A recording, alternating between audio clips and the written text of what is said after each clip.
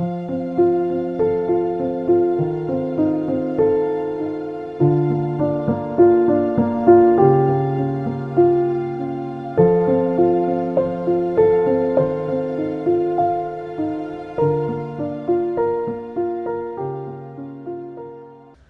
여러분 안녕하십니까. 올리브 한의원입니다. 오늘은 알코올 중독 이야기 32번째 시간, 술의 성분에 대해서 알아보자. 예전에도 이런 성분에 대해서, 술이 우리 몸속에서 분해돼서 어떤 가수분해를 거쳐서 어떤 물질을 만드는지에 대해서 얘기를 해봤는데요.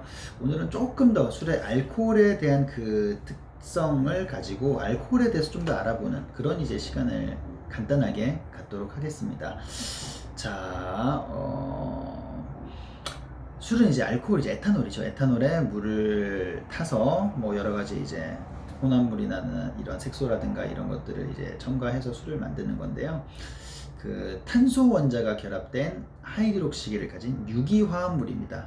말은 좀 어찌 보면 어렵죠. 우리가 예전에 학창 시절에 뭐 화학 시간에 이렇게 간단히 배웠던 그런 이제 내용들인데요. 이게 뭐 중요한 건 아닌데, 하이드록시기가 OH를 뜻합니다. 그냥 OH라는 그런 이제 물질이 그런 이제 여기에 이 결합을 하고 있다라고 생각하면 되는데, 이 OH가 개수에 따라서 뭐 1가, 2가, 한 개 결합되면 1가, 뭐 3개 결합되면 3가, 5개 결합되면 5가 알코올, 이렇게 구분을 할 수 있습니다. 근데 우리가 마시는 이제 술은 1가 알코올이에요. 1가 알코올.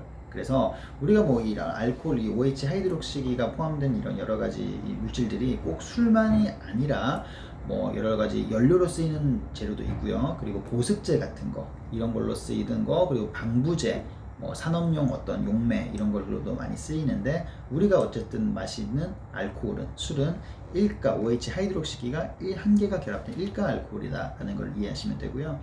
자, 그래서 그렇게 해서 이제 우리가 하이드록시기에 탄소에 부착한 그 하이드록시기, 그러니까 OH가 부착한 탄소에 또 부착한 탄소가 개수가 몇 개이냐에 따라서 또 1가, 2가, 3가가 아니라 1차, 2차, 3차 알코올로 나누게 됩니다. 자, 우리가 마시는 술은 에탄올이죠.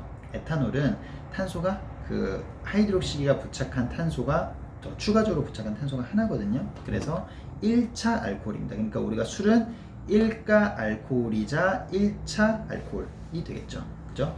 자, 그래서 1차 알코올이 이제 우리가 산화되면 아세트알데히드, 그리고 아세트산, 이렇게 이런 물질 분해가 되고, 우리가 예전에 배웠던 것처럼 아세트알데히드가, 그 알데히드가 독성 물질인데, 우리가 숙취가 있고 머리가, 술을 마시면 두통이 있고 속이 울렁거리고 이런 것들이 그런 알데히드 독성 물질 때문이라는 걸 우리가 배웠었죠. 자, 그래서 그렇게 이제 이 최종적으로는 이제 아세트산에서 물과 이산화탄소로 이제 이제 분해가 되는 거고요.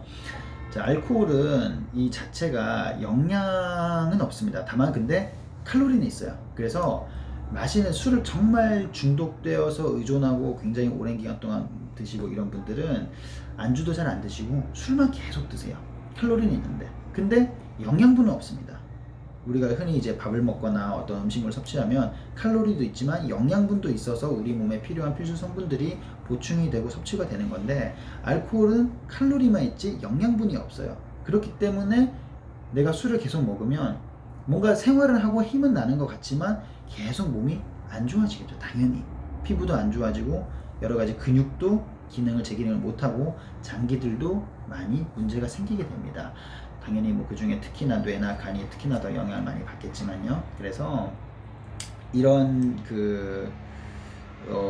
알코올을 계속 마시다 보면 당연히 건강에 심각한 문제를 야기하는 거는 뭐 우리가 충분히 예상할 수 있는 거고요. 그게 이제 우리가 단순히 뭐 술 마시면 간 안 좋아진다, 나중에 머리 나빠진다, 알코올성 치매 온다, 막연히 그냥 그렇게만 생각하시는데 사실 전신 질환입니다. 그래서 뭐 호흡기계든 순환기계, 소화기계, 근골격계, 신경계, 뭐 여러 가지 모든 전반의적으로 많은 문제를 야기할 수 있기 때문에, 그런 술에 대한, 이 술을 마시는 분들은 특히나 술에 대한 그런 이제 이 사항이나 이 정보나 지식들을 충분히 인지한 상태에서 술을 드셔야 됩니다. 그래서 그런 부분 잘 하시고, 어쨌든 우리가 뭐 성인이 되면 술을 마실 수 있는 그런 이제 우리가 이제 자격이 주어지게 되는데, 판단은 이제 본인 몫인 거죠. 근데 제가 매번 말씀드리지만 현대인들이 술을 마시는 주기나 이런 것들을 제가 이제 일반 환자분들에게도 여쭤봤을 때